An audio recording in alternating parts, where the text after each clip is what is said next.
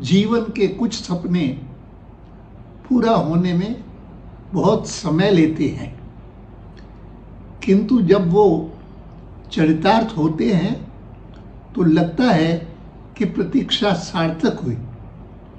ऐसा ही एक सपना जो मेरे हृदय के समीप है, अब पूरा हो रहा है। अयोध्या में श्री राम जन्मभूमि पर प्रधानमंत्री श्री नरेंद्र मोदी द्वारा श्री राम मंदिर का भूमि पूजन हो रहा है। निश्चय ही केवल मेरे लिए ही नहीं, बल्कि समस्त भारतीय समुदाय के लिए ये क्षण ऐतिहासिक हैं और भावपूर्ण भी। श्री राम जन्मभूमि पर श्री राम के भव्य मंदिर का निर्माण भारतीय जनता पार्टी का एक स्वप्न रहा है और मिशन भी। मैं विनम्रता का अनुभव करता हूं कि नियति ने मुझे वर्ष 1990 में राम जन्मभूमि आंदोलन के दौरान सोमनाथ से अयोध्या तक राम रथ यात्रा का दायित्व प्रदान किया और इस यात्रा में ने असंख्य लोगों की आकांक्षा, ऊर्जा और अभिलाषा को प्रेरित किया।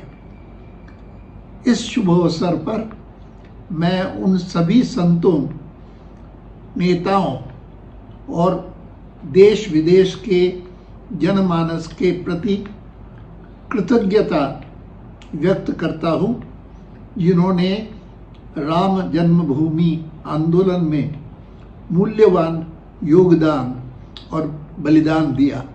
मुझे इस बात की भी प्रसन्नता है कि नवंबर 2019 में उच्चतम न्यायालय द्वारा दिए गए स्पष्ट निर्णय के फलस्वरूप श्री राम मंदिर का निर्माण बहुत शांतिपूर्ण वातावरण में प्रारंभ हो रहा है। यह भारतीयों के परस्पर संबंधों को मजबूत करने में बहुत सहायक होगा।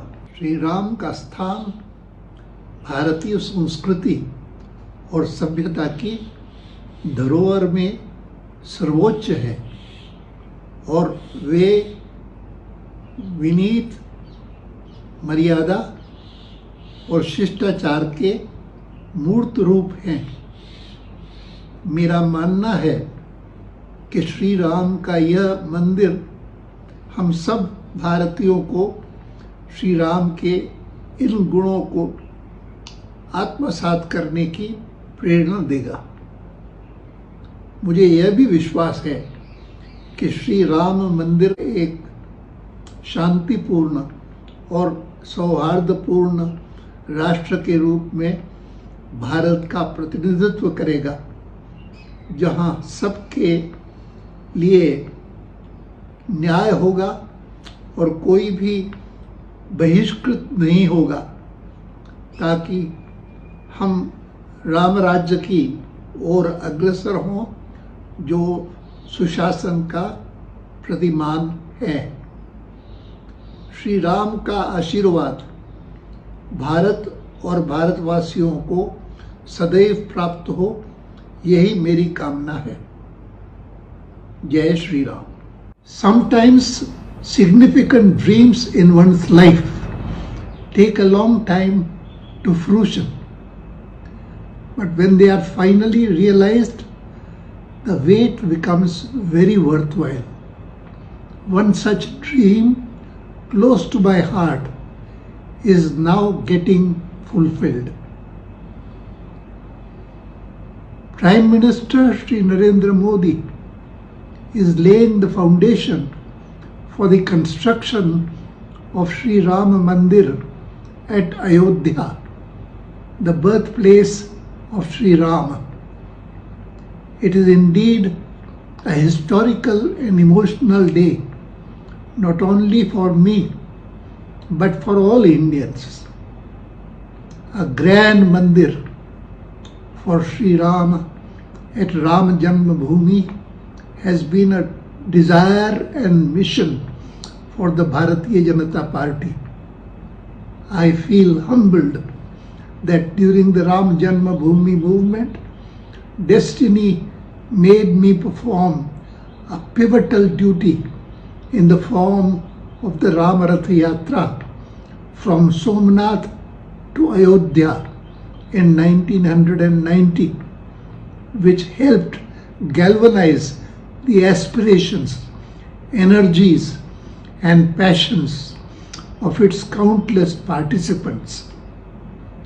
On this auspicious occasion, I want to express my gratitude to the scores of saints, leaders, and people from India and the world over who made valuable contributions and sacrifices in the Rama Janmabhoomi movement.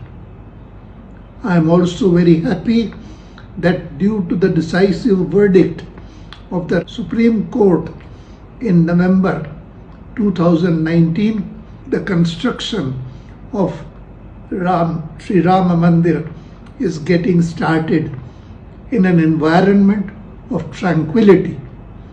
This will go a long way in strengthening the bond between Indians. Sri Ram occupies an esteemed place in India's cultural and civilizational heritage and is an embodiment of grace, dignity, and decorum. It is my belief that this temple will inspire all Indians to imbibe his virtues. It is also my belief that Sri Rama Mandir will represent India as a strong, prosperous, peaceful, and harmonious nation with justice for all and exclusion of none, so that we can truly usher in Ram Rajya, the epitome of good governance. May Sri Ram bless India and her people always. Jai Shri Ram.